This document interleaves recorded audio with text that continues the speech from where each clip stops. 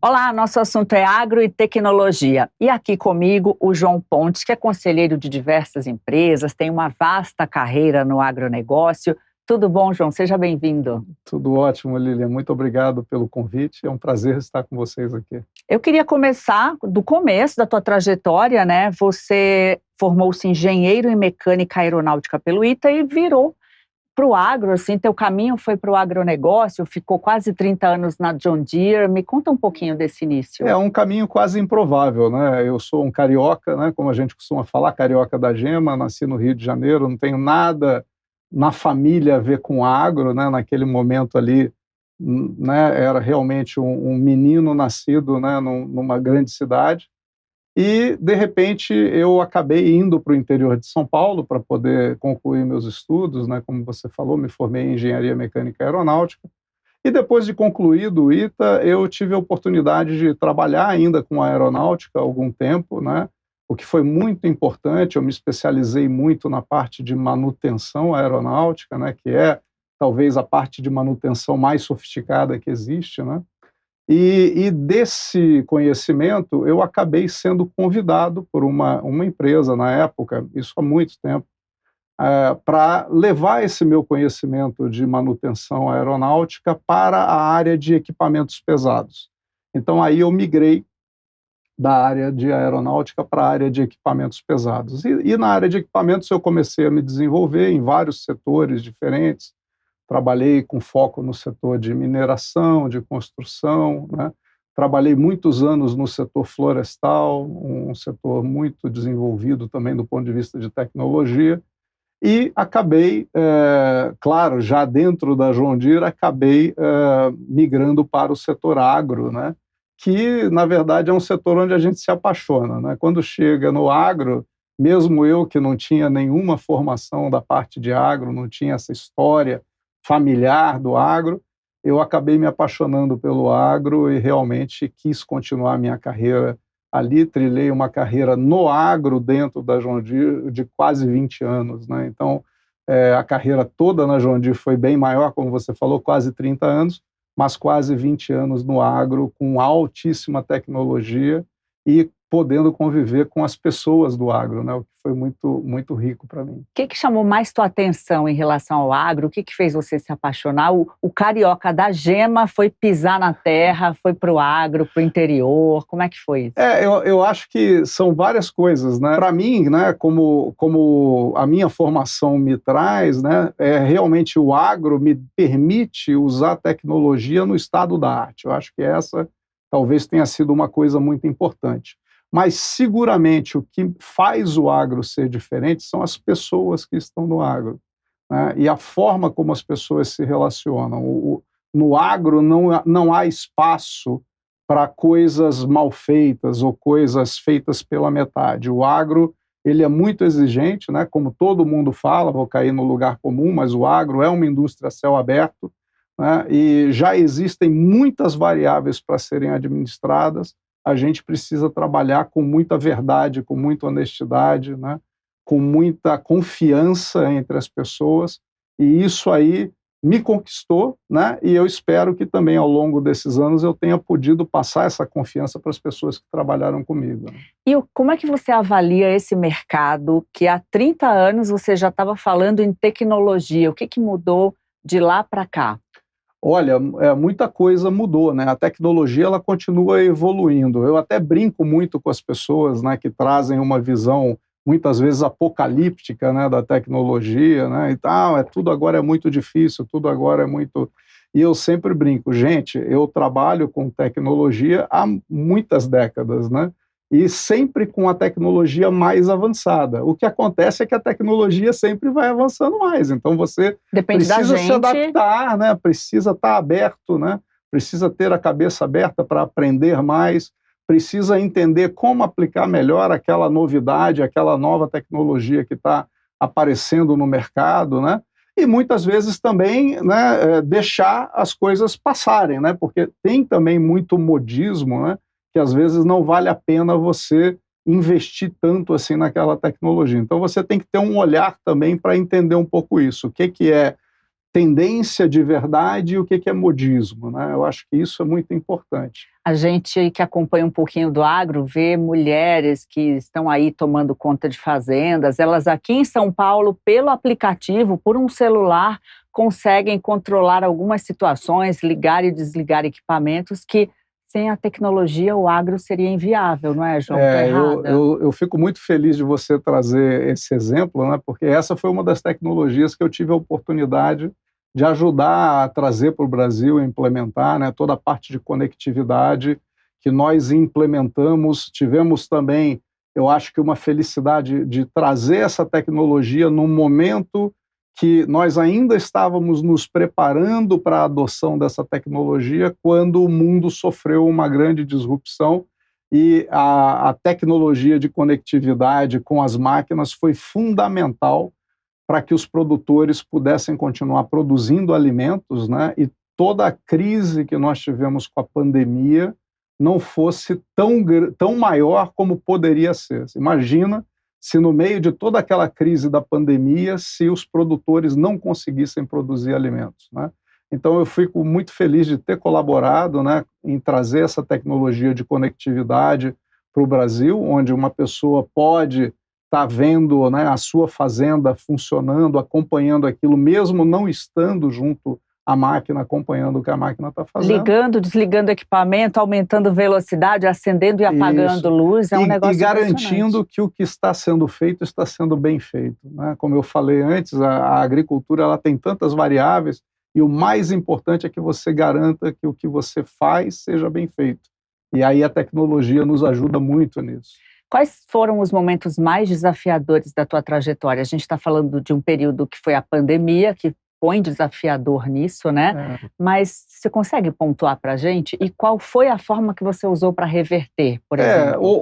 Houve alguns momentos muito desafiadores, né? Como uma oportunidade de crescimento pessoal para mim, eu tive a oportunidade de morar nos Estados Unidos, né, trabalhando nos Estados Unidos, levar a família para lá e comandar uma linha de produto que nós tínhamos de forma global, né? Esse foi um grande desafio, né, lidar com pessoas em todos os continentes, né, trabalhar com grandes profissionais, né, mas profissionais com culturas diferentes e aprender a lidar com essas culturas diferentes para a gente poder realmente produzir um resultado e produzir, né, e ter uma equipe que conseguisse trabalhar de forma harmoniosa foi um grande desafio, né? Como eu consegui, talvez, fazer isso, acho que é muito usando essa habilidade de estar se comunicando bem com as pessoas, né, ouvindo as pessoas, estabelecendo um processo de confiança, né, entre cada uma das pessoas que estão à minha volta e eu. Então, essa eu acho que é uma grande oportunidade que eu tive na vida e, ao mesmo tempo, foi muito difícil mesmo, mas a gente conseguiu ser bem-sucedido nisso.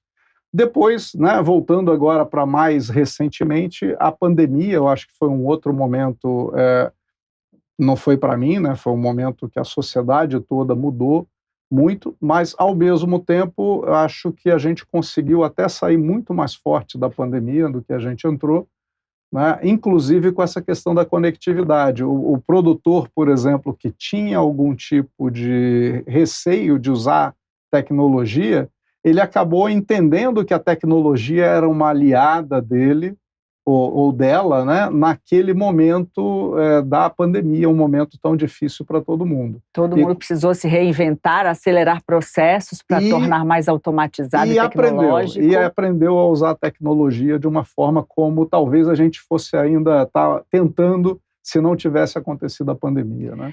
Claro, resguardado, né, toda a tragédia que a gente sabe veio que... na pandemia, a gente vê que o ser humano ele é capaz de se sobressair e tirar as coisas boas, né, de qualquer acontecimento. E o ser humano vai se sobressair em relação à tecnologia? A tecnologia vai tomar os empregos? Como é que é esse temor no agro? Pelo que a gente vê, é preciso estudar, aprender a utilizar para não ser substituído, né? Acho que o caminho é esse. O agro é muito avançado, Lilian. Eu acho que diferente do que as pessoas imaginam, né? Muita gente acha que o agro é atrasado, mas o agro é muito avançado. IA já é uma coisa normal no agro, né? Eu uso IA nas máquinas ou nos equipamentos, né, da John Deere, por exemplo, que eu trabalhei muitos anos com eles. A gente tem machine learning e outras formas de uso avançado de algoritmos já acontecendo há quase uma década. Então, quer dizer, a gente não está começando nesse negócio, a gente já está no meio de uma jornada bem interessante. E nós que já passamos dos 30 anos de idade, eu também utilizo bem essas ferramentas, já entendemos qual é o mecanismo, né? É jogar junto. Exatamente. E aí eu acho que onde o ser humano pode fazer a grande diferença. Trazer, né, as suas habilidades socioemocionais, né, que são realmente do ser humano, e utilizar o melhor possível o conhecimento que a IA pode nos trazer, né? Então, falando de IA, né, eu acho que em algum momento muito próximo o conhecimento ele vira uma commodity, né? Porque o conhecimento ele vai estar disponível para ser utilizado por quem souber utilizar. Essa é a primeira coisa. Então, acho que vai ser extremamente importante a gente se dedicar a isso, aprender a utilizar, aprender a trabalhar, né, com as diversas formas de interação com as IAs que vão estar disponíveis ou com os agentes de inteligência artificial que vão estar disponíveis. Esse é o primeiro momento. Depois, eu acho que tem um momento onde o ser humano, com as suas habilidades, vai conseguir se destacar com esse uso. E aí é onde eu acho que vai acontecer o verdadeiro avanço, né? Quando o homem e a máquina estiverem trabalhando em conjunto, né? De uma forma sinérgica, trazendo realmente benefícios para a sociedade como um todo. Quando a gente fala em agro e tecnologia, o Brasil, em relação ao mundo, tem mais a aprender ou a ensinar? Então, o Brasil sempre tem muito a aprender e eu acho que é importante esse posicionamento de poder aprender com o que os outros fazem. Isso não quer dizer que a gente vai ficar só aprendendo com os outros. O Brasil, nas últimas décadas, desenvolveu muita tecnologia no agro, né? O Brasil tem uma força enorme, e eu preciso mencionar, muito da força do Brasil vem da Embrapa. A Embrapa é uma empresa invejável, né? Muitos países gostariam de ter uma empresa com a força da Embrapa, e não tem, né? Mas o Brasil tem, e soube aproveitar muito isso nas últimas décadas. O que nós precisamos agora é garantir que a gente vai continuar aprendendo, absorvendo, desenvolvendo para o país, né, para a nossa agricultura tropical. E um belo exemplo disso é, por exemplo, a integração lavoura-pecuária-floresta. A integração lavoura-pecuária-floresta é algo que a Embrapa vem desenvolvendo há mais de 30 anos, né? Nós conseguimos um esforço conjunto entre empresas privadas e a Embrapa fomentar o uso dessa integração lavoura-pecuária-floresta, e isso está transformando a vida das pessoas no campo. Por exemplo, né, uma fazenda que tinha uma renda mínima, né, baseada numa pecuária muito extensiva, hoje consegue ter uma renda de grãos, uma renda de uma pecuária mais tecnificada, né, uma poupança com foco em algum ativo florestal, e tudo isso muda a vida daquela sociedade, não só do produtor, que vai ter uma renda maior, como também da região, porque muitas pessoas vão ter novos empregos naquelas propriedades. Eu conheço, por exemplo, propriedades onde havia 2 empregos há 15 anos atrás e hoje tem 30 empregos, né? Então você vê como isso, e empregos muito mais tecnificados. Então, como que isso muda o perfil de uma cidade no interior do Brasil? Né? Beneficia todo mundo. Não é à toa que as maiores cidades que crescem no Brasil são cidades do agro, né? Você pode pegar os maiores índices de crescimento do PIB e os maiores índices de crescimento de IDH, né? Ou seja, a qualidade de vida e o crescimento econômico estão ligadas às principais cidades do agronegócio. Agora, é possível falar em agro, crescimento do agro, e sustentabilidade? Qual é o mito que existe em torno desse tema, João? Sem dúvida, Lilian. Aqui é uma outra coisa muito mal compreendida, né? O produtor agrícola, o produtor agropecuário, ele tem realmente o foco total em sustentabilidade, né? Por quê? O ativo principal desse produtor é o solo. É até burrice desgastar o solo de uma forma em que vai ficar imprestável. Exatamente. Você precisa fazer a agricultura, você precisa fazer pecuária de forma que você enriqueça esse solo, porque só assim isso se torna sustentável para você poder passar de uma geração para outra algo que realmente tenha valor. E é isso que o produtor brasileiro está fazendo. E é isso que os produtores do mundo, principalmente do clima temperado, temem em relação ao Brasil, porque o produtor brasileiro consegue produzir de uma forma intensiva e sustentável. É coisa que muitos dos produtores no clima temperado não conseguem produzir. E aí há realmente uma guerra, né? Que algumas vezes ela é silenciosa, outras vezes nem tanto, né? Onde há realmente um embate para, de uma certa forma, denegrir a agropecuária brasileira, quando, na verdade, nós temos a mais sustentável que existe no mundo. E para a gente encerrar, eu queria aproveitar um pouquinho da tua experiência para falar de combustível do futuro e também sustentabilidade. Eu vi uma palestra sua excelente no encontro do João Dória, em que você falou sobre esse tema. Olha, realmente esse é um outro exemplo de como o Brasil, em alguns momentos, né, esteve no estado da arte e continua no estado da arte do desenvolvimento de algumas tecnologias.